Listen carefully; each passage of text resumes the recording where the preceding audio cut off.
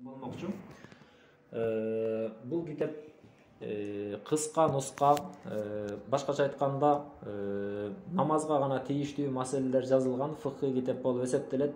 Фыкка киришерден мурун фык деген эмне, ошол тууралуу бир аз токтоло турган болсок, фык деген бул мусулман баласынын жашоо турмушунда дене мүчөлөрү менен кандай кыймыл аракеттерди кыла турган болсо, мына ошол кылып аткан кыймыл аракеттери мейли оозу менен болсун, сүйлөгөн сөздөрү болсун, же кулагы менен уккан сөздөрү болсун, же болбосо көзү менен көргөн нерселер болсун, колу менен кылган нерселер болсун, же болбосо буту менен баскан нерселер болсун, ошолордун баардыгы шариятка туура келеби же туура келбейби, сооппу же күнөөбү, адалбы же арамбы деген сыяктуу маселелердин окутуп үйрөтө турган илимди фык илими деп айтып коебуз. Мына ошол фык илиминин ичинде адам баласы күнүмдүк 5 маал окуй турган намазы жана ошондой эле ошол намазга тийиштүү болгон маселелер тууралуу окутуучу китеп Мукаддимат Сола деп аталат. Бул китеп ким жазган, кимге таандык дегенде бир нече пикирлер бар. Кээ бирөө Ибн Камал Башаныкы десе, кээ бирөө Имам Фанарийдики дейт, кээ бирөө болсо Кайданы деген алымдыкы дейт. Биз болсо бул Мукаддимат Саланы Имам Фанарийге таандык деп ошону туура деп билебиз дагы. Мына ошол Имам Фанарийдин Мукаддимат Сола аттуу китебинен сабагыбызды баштамакчыбыз.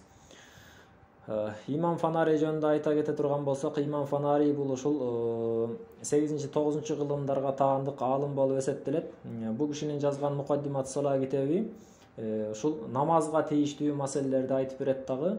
Өзүнүн кыскалыгы жана ошондой эле кыска болгондугуна карабастан ичине көптөгөн маанилерди камтып алгандыгы менен өзгөчөлөнөт дагы.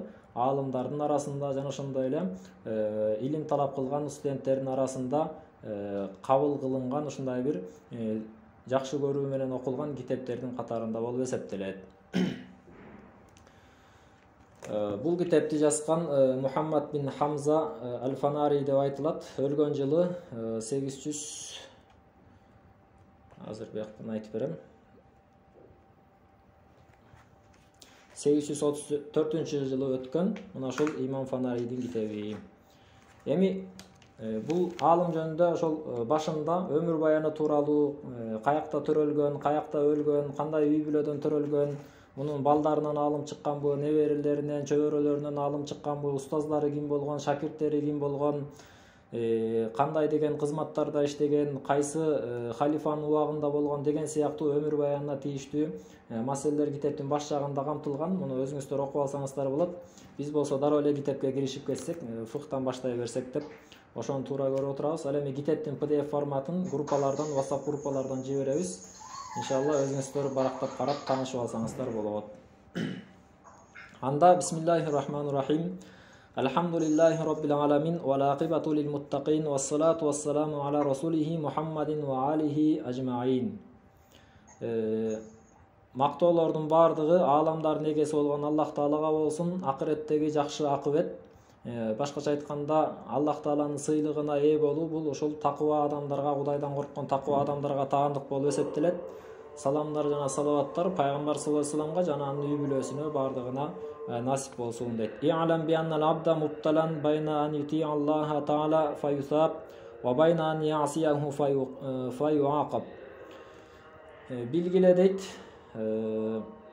бул пенде баласы, адам баласы бул дүйнөдө сыноодо болуп эсептелет. Башкача айтканда Аллах Тааланын буйруктарына моюн сунуп баш ийип акыретке барганда анын сыйлыгын көрөт, же болбосо бул дүйнөдө Аллах Тааланын айткандарына баш ийбестен күнөө иштерди кылып акыретке барганда анын азабын тартат дейт. Бул дүйнөдө кандай гана адам болбосун, мейли эркек болсун, аял болсун, чоң болсун, кичинекей болсун, бай болсун, кедей болсун, кандай гана ал акыбалда болбосун, адам баласынын баардыгы сыноодо болот экен. Же Аллах Тааланын айткан буйруктарына баш ийип акыретте соопко эгедер болот экен, же болбосо Аллах Тааланын айткан буйруктарына баш ийбестен эмне акыретте азабын тартат дейт. Адам баласы кандай гана ахвалда болбосун, алардын баардыгы сыноодо болот.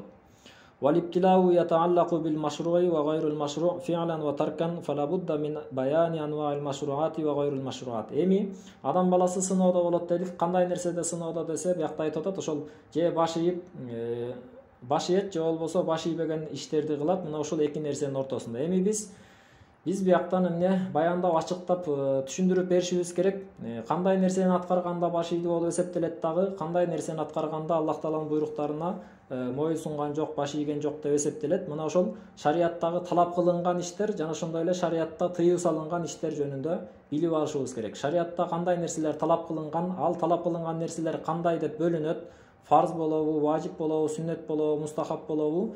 Жана ошондой эле шариатта тыюу салынган нерселердин кандай деген түрлөрү бар? Кээ бирөө мисалы үчүн арам болот, кээ бирөө макрух тахрими болот, кээ бирөө болсо мисалы үчүн макрух танзихи болот.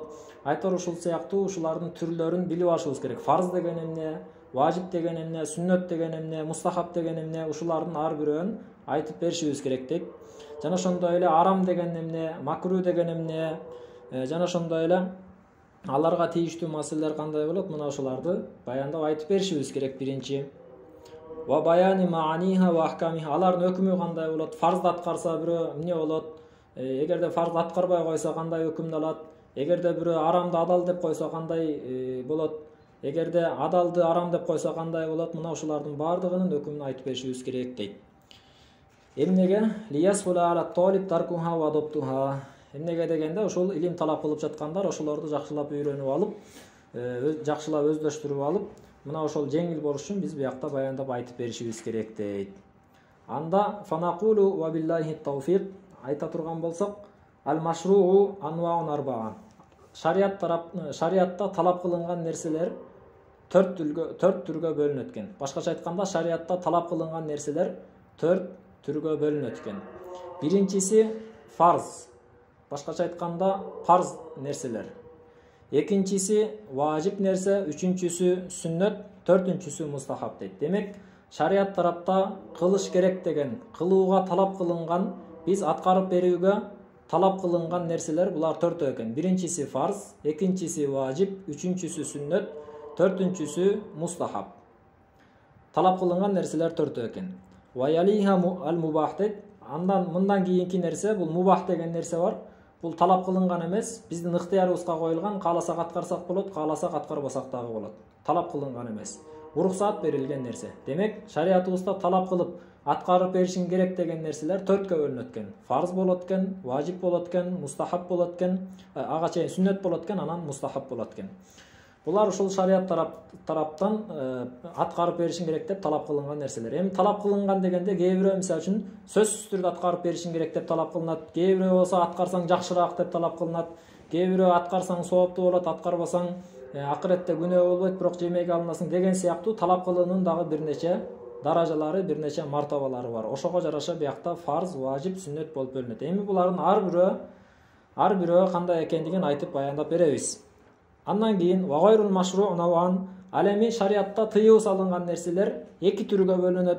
Биринчиси мухаррам, арам нерселер, экинчиси макрух нерселер дейт. Мухаррам эмне, макрух эмне, аны дагы биякта ачыктап айтып беребиз дейт. Демек, шариаттан бизди аткарып берүүбүзгө талап кылынган нерселер 4 түргө бөлүнөт экен. Биринчиси фарз, экинчиси важип, үчүнчүсү сүннөт, төртүнчүсү эмне болду? Мустахаб болду. Андан кийин аткарсак дагы, аткарбасак дагы өз ыктыярыбызга коюлган, уруксаат берилген нерселер, буларды мубах иштер деп айтып коебуз. Ал эми шариат тараптан тыюу салынган иштер 2ге бөлүнөт экен, 2 түрү бар экен. Биринчиси мухаррам, арам иштер, экинчиси макрух иштер болуп. Эми кайра макрух иштер канчага бөлүнөт, мухаррам деген эмне, ушулардын баардыгын ачыктап айтып беребиз. Ваятлухума ал-муфсиду лил-амал ал-машру фихи дейт.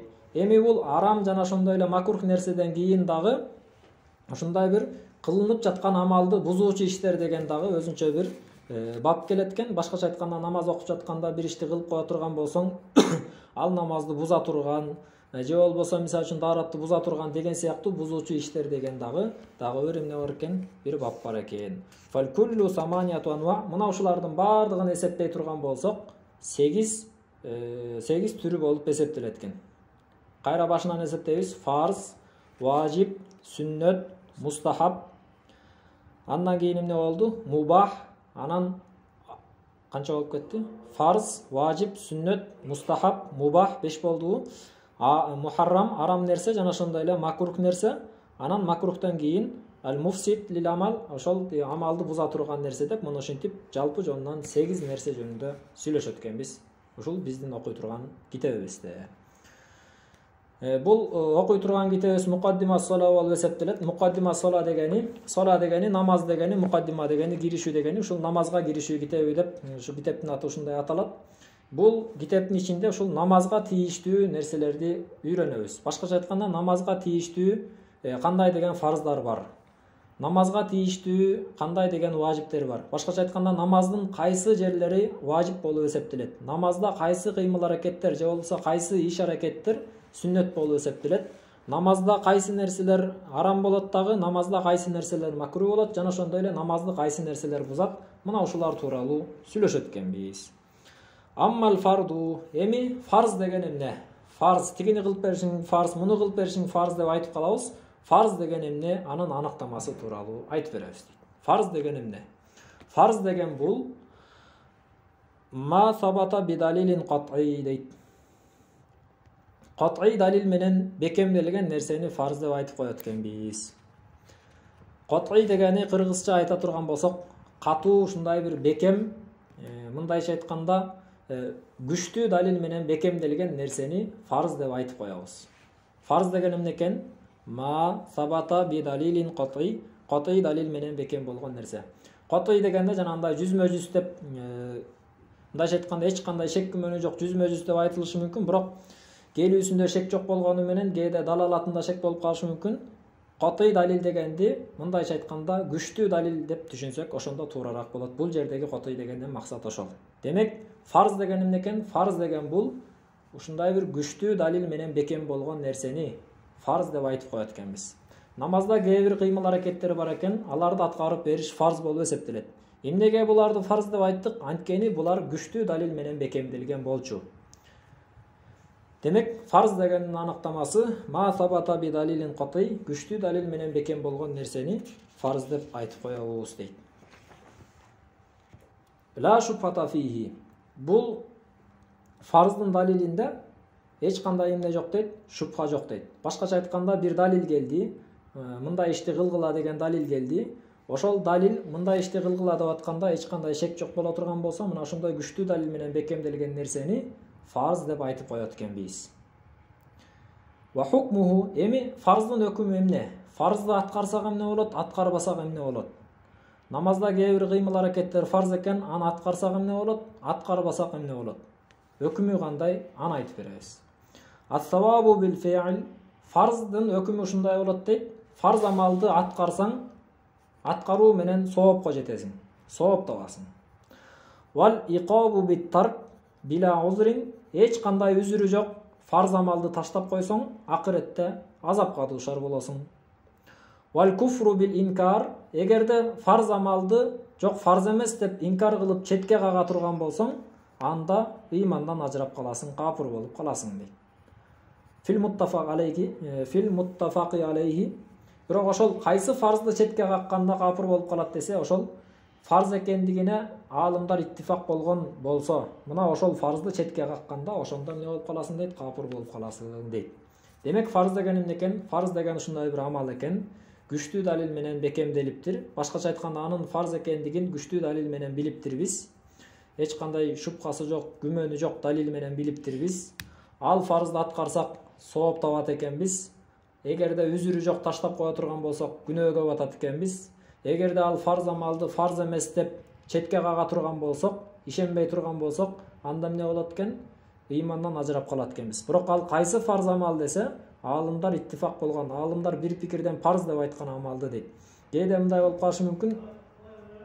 Шафи мазхабында бир нерсени фарз десе, биздин мазхабта фарз эмес деп, бир амалдын фарз же фарз эмес экендигине талаш болуп кала турган болсо, ошону мисалы үчүн биз фарз эмес деп айта турган болсок, капыр болуп кетпейбиз. Демек, капыр болуш үчүн аалымдар иттифак болгон, бир пикирден колдогон фарз амалды инкар кыла турган болсок, капыр болуп кетесиң деп өкүмүн айтып берип атат.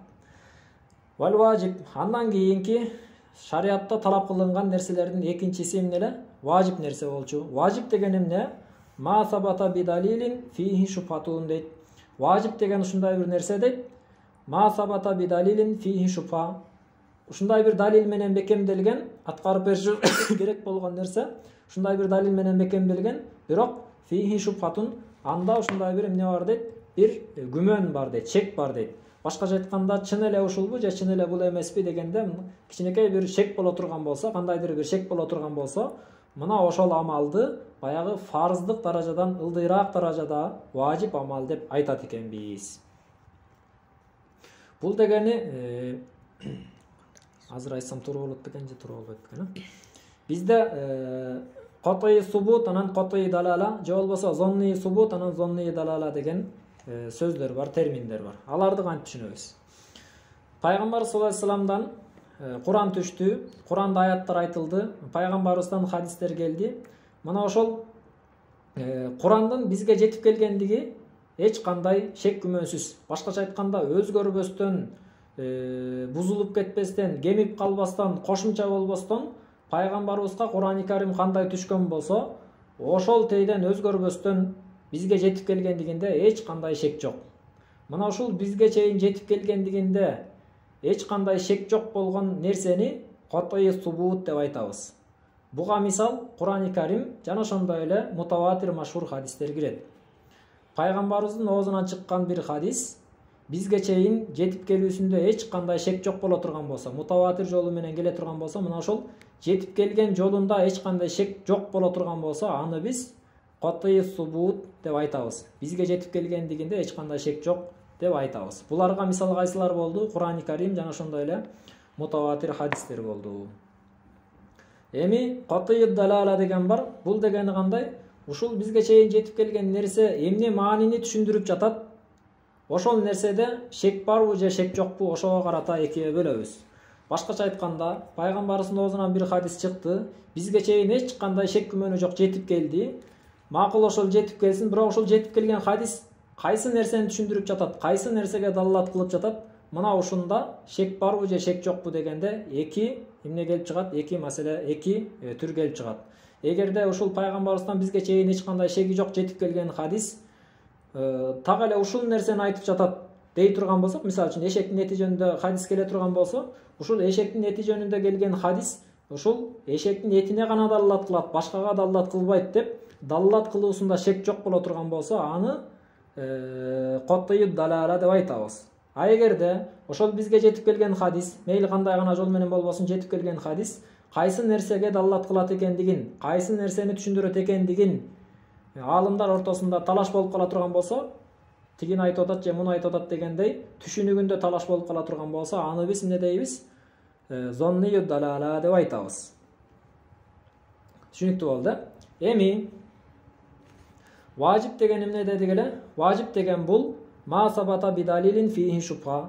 Важип деген бул ушундай бир нерсе шубхалуу далил менен, башкача айтканда бир күмөндүү далил менен эмне болду? Бекемделген болсо, ошону важип деп айтабыз. Күмөндүү дегенде күмөн каягында? Пайгамбарыбыздан бизге чейин жетип келгенде күмөн барбы?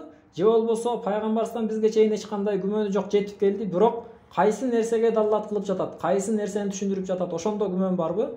Айырмасы жок. Мейли жетип келген жолунда күмөн болсун, же болбосо жетип келген жолунда күмөн жок, бирок далалат кылып жаткан нерсесинде күмөн боло турган болсо, мына ошол нерселерди, ошол далилдер менен бекемделген нерсени важип амал деп айтат экенбиз.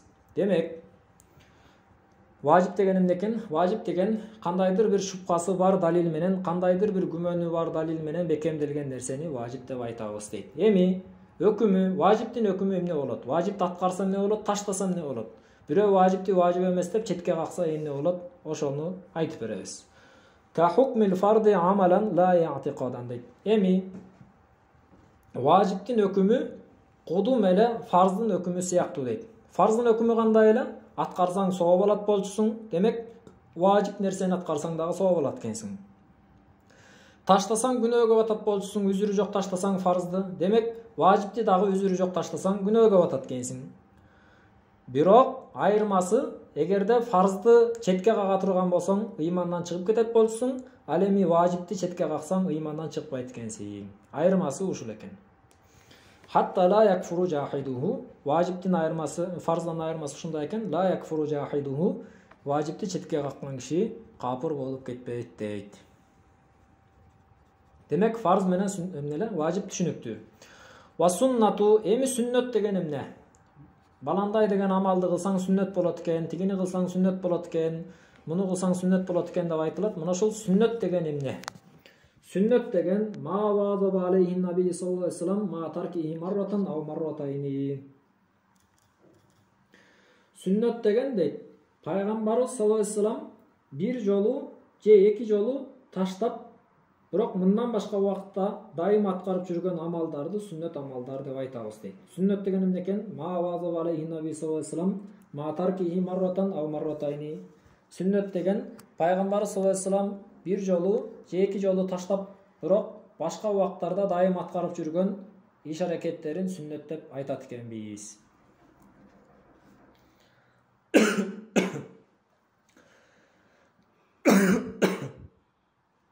Демек сүннөт деген эмне болду? Сүннөт деген пайгамбар саллаллаху алейхи вассалам бир жолу же эки жолу эле таштап койбосо, таштабастан дайым аткарып жүргөн нерселерди сүннөт деп айтат экенбиз. Анан сүннөт дегенде суннатул худа, же болбосо суннатул муаккада, же болбосо суннатул заваид деп экиге бөлөбүз. Суннатул худа, башкача айтканда бекемделген сүннөт дегени бул пайгамбар саллаллаху алейхи вассалам аткарган иштер, бирок ибадаттарга байланыштуу, ибадаттарга тиешелүү болгон болсо, аларды суннатул муаккада деп айтабыз.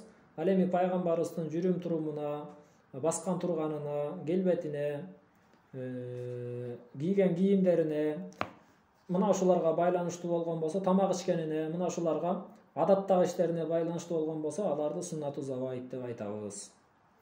Демек сүннөт деген эмне экен? Сүннөт деген пайгамбар саллаллаху алейхи вассалам бир жолу же эки жолу ушундай таштап, бирок калган убактарда таштабай аткарып жүргөн нерсени сүннөт деп айтат экенбиз. Эми сүннөттүн өкүмү эмне? Сүннөттү аткарса эмне болот, аткарбаса эмне болот? Ва хукмуху ас-савабу бил фи'л. Сүннөт ишти аткаруу менен сооп табат экенбиз. Вал итабу бит тарк. Эгерде сүннөттү аткарбай таштап кое турган болсок, акыретте жемеге дуушар болот экенбиз. Жана биз айтканбыз.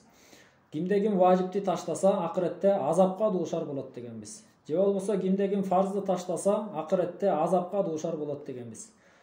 Мындайча айтканда күнөөгө батат дегенбиз да. Ал эми кимде ким сүннөттү таштай турган болсо, акыретте азапка дуушар болот деп айткан жок. Эмне деп айтты? Кимде ким сүннөттү таштай турган болсо, акыретте жемеге алынат деди. Жеме дегени жанагы азап дегенден бул ылдыйкы даражадагы андан жеңилирээк нерсеге айтылат.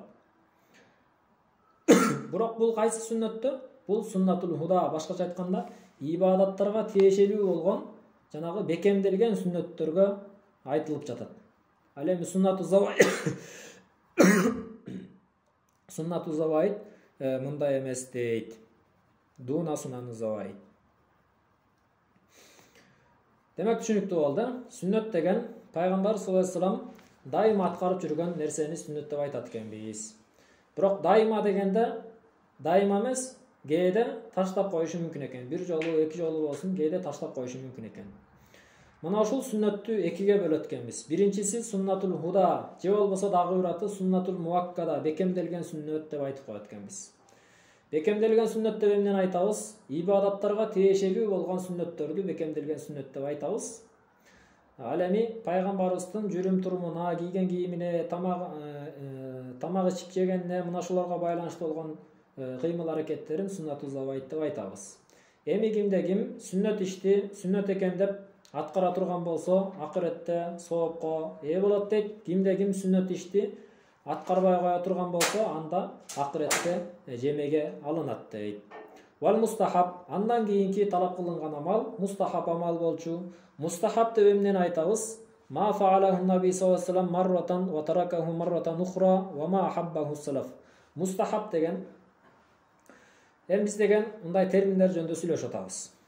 Ушул Ханафи мазхабта фарз деп эмнени айтабыз, важип деп эмнени айтабыз, сүннөт деп эмнени айтабыз, мустахаб деп эмнени айтабыз депчи. Мустахаб деген ушундай бир биздин мазхабта ушундай бир термин бар экен. Андан эмнени түшүнөбүз? Башкача айтканда Ханафи мазхабында бир китептерде мисалы үчүн баландай амал кылсаң мустахаб болот, тигиндей кылсаң мустахаб болот деп айтыла турган болсо, ошол мустахаб деген сөздөн мурат максат эмне? Ошону түшүнүшүбүз керек болуп калат. Ошон чечим менен айтып берип атат. Мустахаб деген биздин мазхабта эмне экен? Ма фаалаху наби саллаллаху алейхи вассалам марратан ва таракаху марратан ухра. Пайгамбар саллаллаху алейхи вассалам бирде кылып, бирде кылбаган, кээде кылып кээде кылбаган амалдарды мустахаб деп айтып коет экенбиз. Жана ошондой эле вама ахаббаху салаф, биздин салафу солихиндер, башкача айтканда сахабалар, табииндер, таба табииндер жакшы көрүп аткарып жүргөн амалдарды мустахаб амалдар деп айтып коет экенбиз. Ва хукмуху ас-савабу бил-фи'ли ва адамул итаб бит-тарки. Эми мустахаб амалдын өкүмү эмне? Башкача айтканда кимде ким мустахаб амалды кылса, ал соопко ээ болобу? Эгерде кылбай койсо күнөөгө батабы дегенге жооп кылып айтып атат. Мустахаб амалдын өкүмү ас-савабу бил-фи'ли, аткаруу менен соопко жетебиз дейт. Айтпадыкпы, мустахаб деген пайгамбарыбыз кээде кылган, кээде кылбаган. Мына ошол пайгамбарыбыз кээде кылган экен. Демек биз дагы аны кыла турган болсок, анда бул мустахаб амалды кылуубуз менен акыретте соопко ээ болот экенбиз. А бирок кээде кылбай кое турган болсок, анда эч кандай күнөөгө же болбосо эч кандай жемеге кабылбайт экенбиз. Демек мустахаб деген мына ушул дейт.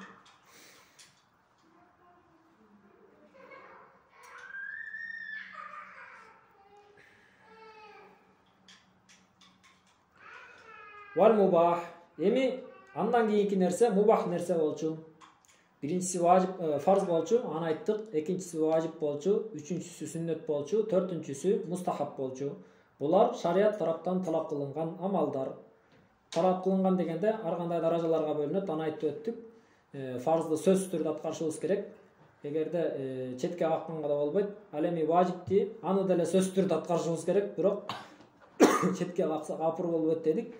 Андан кийин сүннөт деп аны айттык, анан мустахаб деп аны айттык. Булар ушул талап кылынган амалдар. Ушуларды кылып берсек, акыретте сооп кое болобуз. Жана башка да өкүмдөрүн айттык. Андан кийинки иштердин дагы бир түрү ал мубах. Мубах нерсе. Мубах деп эмнени айтабыз шариятыбызда? Мубах деген бул ма юхайярул абду фихи байнал итияни ва тарки. Ушул адам баласы кылып берсең дагы, кылбасаң дагы өз ыктыярыңа коюлган деп биздин ыктыярыбызга ташталган нерселерди мубах нерселер деп айтып коет экенбиз. Кээ бир нерселер бар, алар мубах болуп эсептелет. Башкача айтканда, аткарсак дагы болот, аткарбасак дагы болот. Аткарсак сооп албайбыз, аткарбай койсок күнөөгө батпайбыз. Бирок жакшы ниетте, ибадат ниетте аткара турган болсок, сооп ала беребиз. Биякта мындай айтып атат, мубах деген эмне дейт? Мубах деген адам баласынын ыктыярына коюлган нерсе. Башкача айтканда, кааласаң аткарсаң дагы болот, кааласаң аткарбасаң дагы болот. Башкача айтканда, шарият тараптан бизге уруксаат берилген иш-аракеттерди мубах нерселер деп айтып коет экенбиз. Биз башында ушинтип, мубах эмне, фарз эмне, сүннөт эмне ушуларды түшүнүп алышыбыз керек. Андан кийин биякта китептен окуп атканда, баландай деген кылыш фарз болот десе, дароо эле түшүнөбүз, фарз деген баягы болчу деп.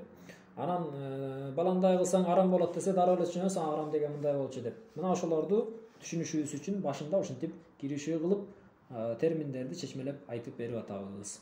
Демек мубах деген эмне дейт? Мубах деген ма юхайярул абду фихи байнал итияни ва тарки. Пенде баласы аткарсаң дагы, аткарбасаң дагы болот деп пенденин ыктыярына коюлган нерсени мубах нерсе деп айтат экенбиз. Эми өкүмү, ва хукмуху, мубахтын өкүмү эмне болот? Башкача айтканда, аткарсак эмне болот, аткарбасак эмне болот?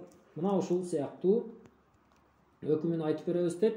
Мубахтын өкүмү адамы саваб вал иқаб фи'лан ва таркан. Аткарсаң савап дагы жок, аткарбасаң күнөө дагы жок. Мына ошону мубах нерсе деп айтабыз. Өкүмү ушул. Вал мухаррам. Эми шарият талаптан тыюу салынган нерселер, алар экөө дегенбиз. Биринчиси арам нерселер, экинчиси макрух нерселер деп. Ошолордун аныктамасын өтөбүз. Арам нерсе деген ма сабатан нахи фихи била муаридин лаху. Арам нерсе деп шарият тарапта тыюу салынган нерсени айтабыз. Бирок тыюу салынганда кандай жол менен десе, била муаридин лаху, эч кандай анын уруксат экендигине далил келбей турган болсо, башкача айтканда эч кандай каршы далил келбестен анын тыюу салынгандыгына бир пикирден ушундай бир далил келе турган болсо, мына ошону арам нерсе деп айтабыз дейт. Бул баягы фарздын тескериси. Башкача айтканда фарз деген эмне эле? Фарз деген аткарып беришиң талап кылынган нерсе кандай далил менен бекемделген? Кат'ый далил менен бекемделген болчу. Ал эми арам болсо, аны ташташың, башкача айтканда аны аткарбашың талап кылынган нерсе. Ал кандай далил менен бекемделген? Бул дагы ошол күчтүү далил менен бекемделген, шубхасыз жок далил менен бекемделген нерсени арам нерсе деп айтабыз. Эми анын өкүмү. Ас-савабу бит-тарки лиллахи азза ва жал. Ушул арам нерсени Аллах Таала кылба деп тыйган экен деп Аллахтын ыраазычылыгы үчүн таштай турган болсоң, демек bundan сооп аласың дейт. Арам нерселерди таштоо менен сооп алат экенбиз. Көптөгөн амал иштери бар да, көптөгөн арам иштер бар. Мына ошол арам иштерди Аллах үчүн, Аллахтын ыраазычылыгы үчүн деп аткарбай турган болсок, таштай турган болсок, анда соопко жетет экенбиз. Вал иқабу бил фи'л, алеми арам ишти арам экендигине карабастан аткарып кое турган болсок, акыретте азапка дуушар болот экенбиз. Вал куфру бил истихлали фил муттафак алейхи. Жана ошондой эле арам экендигинде эч кандай талаш жок болгон бир арам ишти арам эмес, адал эле деп айтып койсок, анда ыймандан ажырап кафыр болуп калат экен. Демек арам деген эмне экен? Арам деген мына ушул экен. Андан кийинки шарият тараптан тыюу салынган нерсенин дагы бир түрү ал макрух болчу. Макрух деген эмне десе, ма сабатан нахиу фихи маал муарид. Макрух деген ушундай бир нерсе дейт, шарият тараптан тыюу салынган иш экен. Бирок ошол тыюу салынгандыгы же салынбагандыгында далилдер кайчылаш болуп кала турган болсо,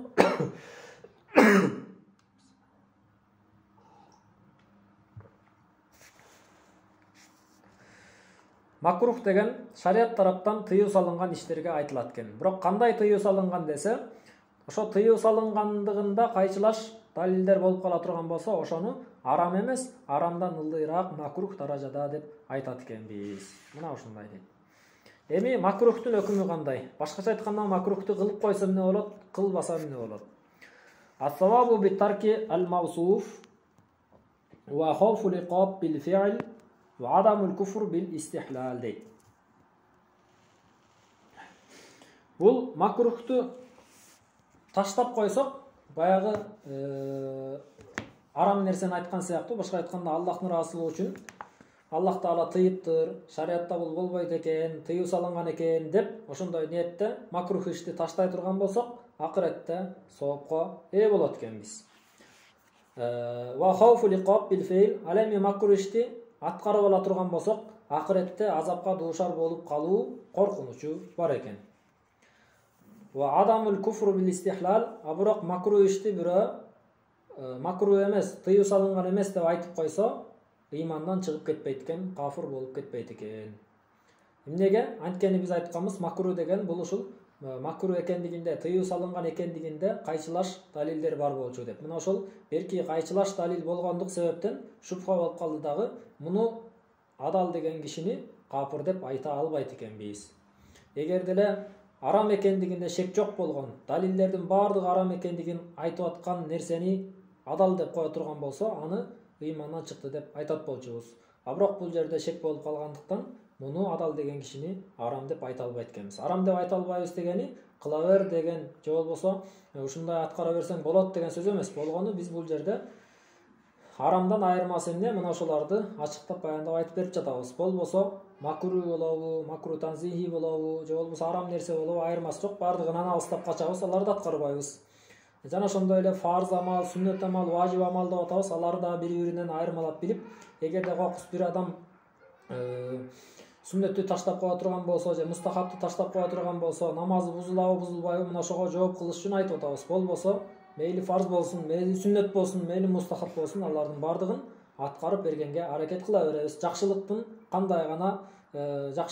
кандай гана даражасы болбосун, чоң болсун, кичине болсун, фарз болобу, сүннөт болобу, важип болобу, бардыгын колдон келишинче аткарганга аракет кылабыз.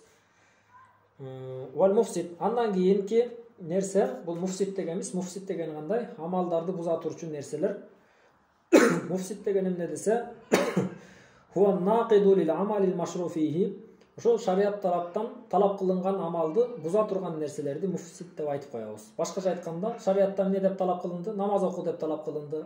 Мына ошол намазды окуп жатканда кандайдыр бир кыймыл аракеттерди кыла турган болсок, ошол нерсе намазыбызды бузуп коюшу мүмкүн. Эгер деле ошол намазыбызды буза турган болсо, мына ошол нерсени муфсид деп айтат экенбиз. Же болбосо шариятыбызда ороза кармап берүү талап кылынган. Мына ошол орозону кармап жатканда кээ бир кыймыл аракеттер орозобузду бузуп коюшу мүмкүн. Мына ошол талап кылынган амалды буза турган нерселерди муфсид деп айтып коет экенбиз. Ва хукмуху ал-иqabu bil-fi'li 'amdan wa 'adamuhu sahwan дейт. Эми ушул намазды буза турган иштерди намаз окуп атып кылып койсок атайлап, анда эмне болот экен? Акыретте азапка душар болот экенбиз. Намаз бузбай окуп беришибиз керек болчу. Бирок ошол намазды буза турган ишти намазды аткарып атып атайлап аткарып койсок, демек акыретте азапка душар болобуз. А бирок кокустан аткарып ала турган болсок, анда акыретте азап жок, бирок намазды кайра кайтарып беришибиз керек деп биякта дагы айтылат. Мисалы, намаз окуп аткан адам бирөө менен сүйлөшпөш керек болчу. Анан бирөө намаз окуп атат, сүйлөшпөш керек экенин билет. Анан билип туруп атайын намаз окуп атып сүйлөшүп кое турган болсо, демек намаз бузулуп калат. Анан ошол аткарбаш керек болгон нерсени атайлап аткарып койгондугу үчүн акыретте азапка душар болот. А бирок кокустан унутуп калып же эсинен чыгып кетип же болбосо жаңылыштык менен сүйлөп ала турган болсо, акыретте азапка душар болбойт, бирок намазы бузулуп калган болот, кайра намазды башынан окуп бериш керек деген сыяктуу маселелер айтылат. Сумма я'lam bi anna as-salata jami'atun ila arba'atil awwal shar'an wa qad tujadu al-arba'atul akhira fiha tab'an дейт. Эми биз ошентип фарз деген эмне, важип деген эмне, сүннөт деген эмне, мустахаб деген эмне, буларды эмне кылдык? Аныктамаларын, өкүмдөрүн окуп бүттүк. Андан кийин арам деген эмне, макрух деген эмне, жана ошондой эле амалдарды буза турган муфсид деген эмне, буларды дагы аныктамаларын окуп, өкүмдөрүн дагы кошо окуп бүттүк.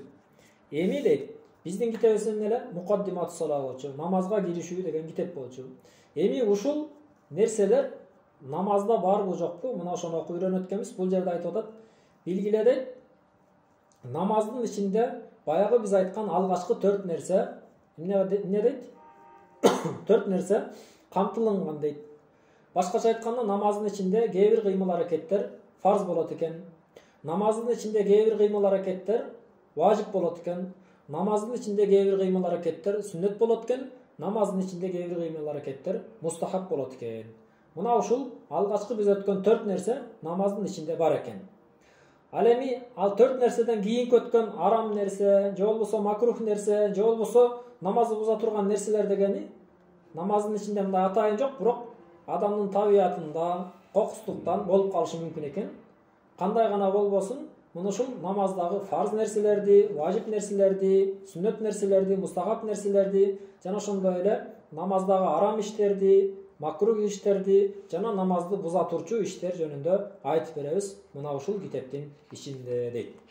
Кудай буйрса кийинки сабактан баштап намаздын канча фарзы бар, ал фарздары кандай деп бөлүнөт, жана ошондой эле кандай деген важиптери бар, жана башка деп кийинки сабакта улантып кетебиз. Бүгүнкү сабагыбыз ушуну менен аягына чыкты. Кийинки сабактан көрүшкөнгө чейин аманчылыкта калыңыздар.